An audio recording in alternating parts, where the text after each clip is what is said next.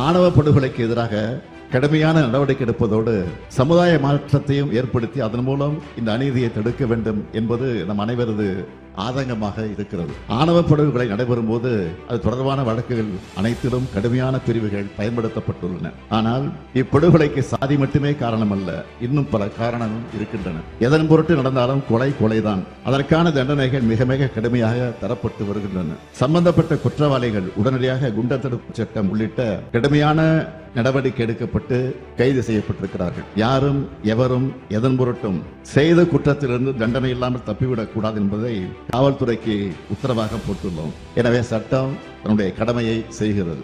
அனைத்து விதமான ஆதிக்க மனப்பான்மைக்கும் முற்றுப்புள்ளி வைத்தாக வேண்டும். ஆதிக்க எதிர்ப்பும் சமத்துவ சிந்தனையும் கொண்ட சுயமரியாதையையும் அன்பும் சூழ்ந்த மானுடத்தை உருவாக்குவதற்கான பரப்புரையை ஒரு இயக்கமாக முன்னெடுத்து செல்ல வேண்டியது நம் அனைவரின் கடமை. சீர்திருத்த பரப்புரையும் குற்றத்திற்கான தண்டனையும் வாழும் கெடையுமாக முன்னெடுக்கப்பட வேண்டும். இது குறித்து தேவையான பரிந்துரைகள் அளிப்பதற்காக ஓய்வு பெற்ற உயர்நீதிமன்ற நீதிபதி திரு KN பாஷா அவர்கள் தலைமையில் சட்ட வல்லுநர்கள், முற்போக்கு சிந்தனையாளர்கள், மானுடவியல் அறிஞர்களை கொண்ட ஒரு ஆணையம் அமைக்கப்படும் என்பதை என்னுடைய முக்கியமான அறிவிப்பாக இம்மாமன்றத்தில் அறிவிக்கிறேன்.